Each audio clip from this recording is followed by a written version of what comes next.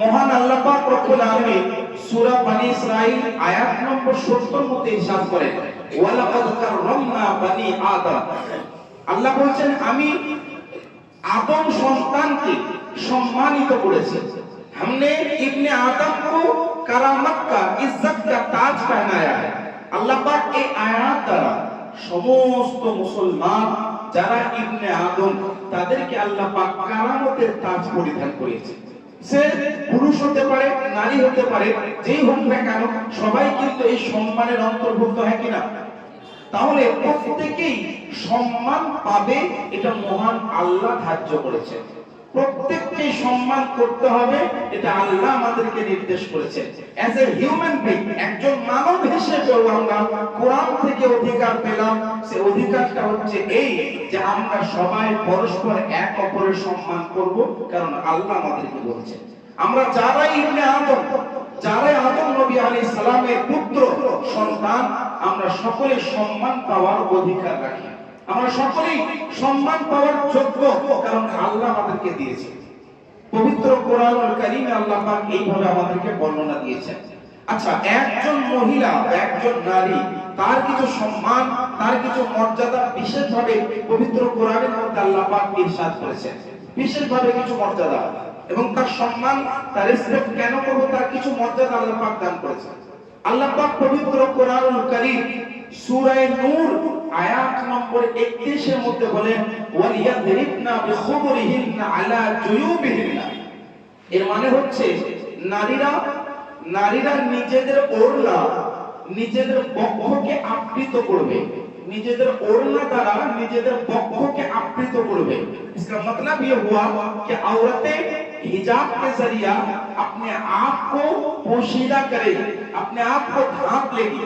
आज के विभिन्न राजनैतिक दल বলুন, এমনকি নামধারী মুসলমান, তারাও নানান ভাবে বুঝতে পারছেন টিভির সামনে সংবাদ মাধ্যমে প্রচার করছে যে না, it is not mandatory rule, এটা কোন ইসলামের মৌলিক বিধান নয় যে হিজাব পরিধান করতে হবে। বলছেন না বলছেন?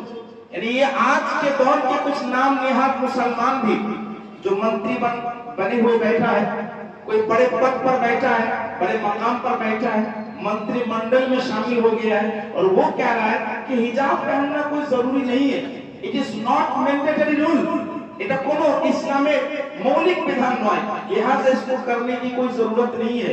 আজকে বলছে না বলুন, কিন্তু মনে রাখবেন হিজাব দ্বারা বা নিজের বক্ষকে আবৃত করা, নিজেদের মুখমণ্ডলীকে গোপন রাখা, হিজাব দিয়ে হিজাব পরিধান করা, এটা ইসলাম এবং কোরআনের বিধান কি বিধান নয়? পবিত্র কোরআন সূরা নূর আয়াত নম্বর 31 এর মধ্যে আল্লাহ পাক বর্ণনা দিয়েছেন। আল্লাহ পাক বলেছেন এই বিষয়টা নিয়ে যখন সুপ্রিম কোর্টে চলছিল, আপনার কথাপত্থন চলছিল, যখন সুপ্রিম কোর্টে জাজমেন্টের পূর্বে যে সমস্ত পূর্ব আলোচনা হয়, সেই সময়তে আমাদের তরফ থেকে যারা ওয়াকালাত করছিলেন এই সমস্ত রুলস, সমস্ত কোরআনের বিধানগুলো তুলে ধরেছে, যেটা সূরা নূর আয়াত 31 এর মধ্যে একজন মেয়ে, একজন মহিলা, একজন নারী হিসেবে সে হিজাব পরিধান করতে পারে। একজন মুসলমান নারী হিসেবে তার হিজাব পরার অধিকার আল্লাহ কোরআনে দিয়েছে। তো আজ হিজাব থেকে নিয়ে, পর্দা থেকে নিয়ে যারা নানান ভাবে অপপ্রচার করছে, নানান ভাবে যারা অপব্যাখ্যা করছে, তাদেরকে শিক্ষা দিতে হবে যেটা আমাদের কোরআনের বিধান। তুমি কে নও তার সঙ্গে কোনো সম্পর্ক নেই। একজন মুসলমান নারী হিসেবে হিজাব পরা, হিজাব পরিধান করা, মুখমণ্ডলে আবৃত করা, বক্ষ আবৃত করা, এটা কোরআনে নাই, এটা ইসলামে নাই, ইসলামের বিধান। যেমনি ভাবে ভারতীয় সংবিধান ভারতে থাকতে হলে মানতে হবে, তদ্রূপ একজন মুসলমান হিসেবে এই আমলটা করা, এই আইনটাকে ফলো করা একজন ইসলাম মহিলার দায়িত্ব। আল্লাহ পাক পবিত্র কোরআনে আরেক জায়গার মধ্যে সূরা নূর ছাড়াও মহান আল্লাহ পাক রব্বুল আলামিন আরেক জায়গার মধ্যে বলেন যে ওয়ালা ইউদিনা জিনাতাহুন্না, নারীরা কখনো নিজেদের জিনাতকে প্রকাশ করবে না।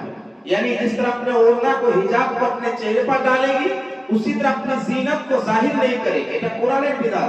তারা নিজের সৌন্দর্যকে প্রকাশ করবে না, বরং তারা সৌন্দর্যকে গোপন রাখবে। তার সৌন্দর্য দেখার একমাত্র অধিকার তার স্বামী। এইভাবে মহান আল্লাহ পাক পবিত্র কোরআনুল কারীমের মধ্যে ইরশাদ করেছেন। সুতরাং আজকে আমাদের বাড়ির মেয়ে, আমাদের বোন যারা হিজাব পরে এবং তাদেরকে নিয়ে যারা কটূক্তি করে, তাদের জন্য আজকে আমি উত্তর ইনশাআল্লাহ দেব। কিন্তু আমরা যারা মুসলমান, আগে আমাদের মন মানসিকতা ঠিক করতে হবে। আগে আমাদেরকে স্ট্যাবলিশ হতে হবে, এর উপরে কড়া স্ট্যান্ড নিতে হবে, কড়া পদক্ষেপ নিতে হবে যে না, আমরা মুসলমান, আমাদের বাড়ির মেয়ে, আমাদের বাড়ির বোন যদি হিজাব পড়ছে তো এটা তার ইসলামী অধিকার, এটা তার ইসলামী আইন, এটা তারা করবে, তারা পালন করবে।